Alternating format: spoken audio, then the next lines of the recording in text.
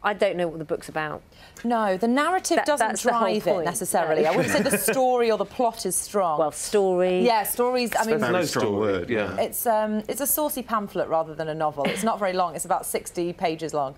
But I think people are actually coming back for the characters now. They do kind of want to know what happens, because Jamie's dad wrote it as half saucy book, half business manual. So he feels like there's loads for entrepreneurs in there to learn and to know how to set up a business. Charlie, I can see you're intrigued. Well, I've only heard... you see, I'm one of those, and there'll be people listening to this now who maybe will go and listen to it. I heard the first one I've ever heard yesterday. Yeah. And what... Number one... Not been the same since. Have not... you do voices. I do voices. Which I wasn't quite expecting, because you kind of go for the... You said there's not much story in it, but you go for a bit of voices along the way. For me, I mean, come on.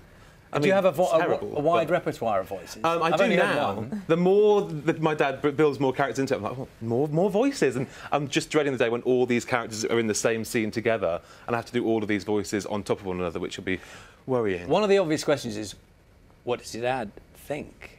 My dad, Rocky Flintstone, we should give him his full pen name there, he loves it. Great he is pseudonym. Absolutely over the moon. I mean, he wrote this in the garden shed, didn't think anyone would ever read it, let alone hear it. And now, you know, people like Michael Sheen, Daisy Ridley are huge fans, Becky.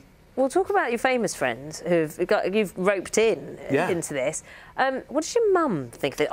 My impression was that your mum kicked your dad into the garden shed to write this filth, as I understand. Well, he's definitely been banished there now. Right. She has banned it from the house. But no, she's really cool. My mum's like, she's awesome. And she did say to me, she was like, Jamie, I've never let your dad tell me how to live my life. I'm not going to tell him how to live his. If he wants to do it, that's great. So they've got a very good, balanced relationship. Just don't talk about it at Sunday lunch, exactly, basically. Yeah. Explain to us how the kind of... when you're actually doing the recording, what's the sort of decorum? Is there a kind of decorum? Because you all presumably sit round... OK, what about That's never a word that's been used. What about the logistics? So clearly you're all sitting around one microphone in a little circuit and then you just let it flow. So, what happens? Well, I guess the beauty of podcasts is they're at quite a lo-fi medium, really. You can just start one like we did. We bought 3 microphones, we sit around the kitchen table and we just put it out there. You don't need a studio or a big setup or really expensive kit.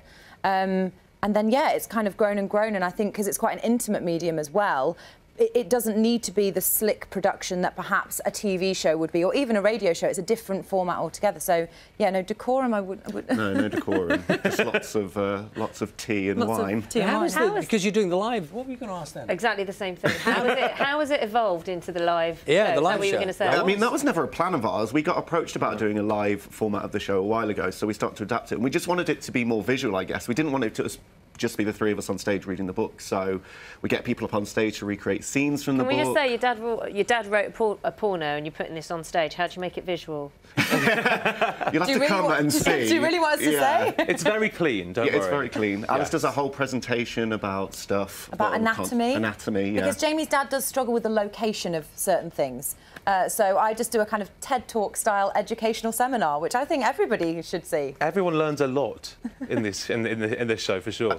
One of the joys of the way you do it, almost forgetting about the subject matter, you could almost imagine the same thing working with other books. Could you not? Where instead of having someone just reading it out, you kind of do people reacting to things. Yeah, especially the worst book ever written, which this is. Do you really think it is? You're mean. You're mean to your dad. He can't really spell, though, and the grammar is dodgy. That's what editors are for. Exactly, so he should get one, shouldn't he? Maybe that's why he sent it to me. Oh. Let's talk about the famous people that you've roped in. You said Daisy Ridley, Michael Sheen. Michael Sheen, who wasn't he in the audience or something? Yeah, so we did a show in London and we didn't know he was there. There's a character, we get someone to play a character, a Welsh character, so we asked if anyone in the audience was Welsh.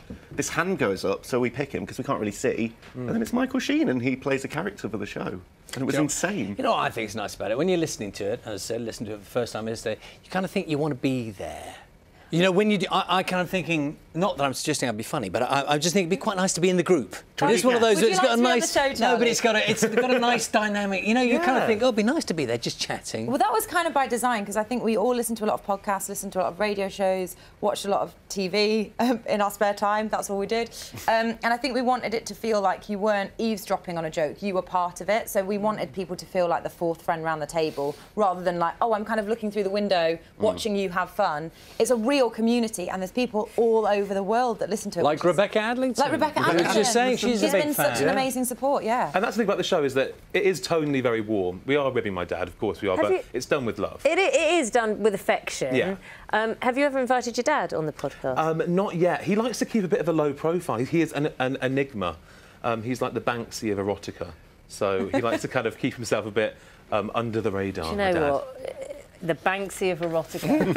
It's a good line, isn't it? It's a good line. I love it. What Love an to see you all. accolade. Thank you so much for having me. Good luck with the tour. It begins next month in Bristol. A nice touch that you've coordinated with Nate with the green and the green. It took us a lot of time yesterday, Lovely. but I'm glad we did it. I'm so glad we spent that time on the phone. Well worth it.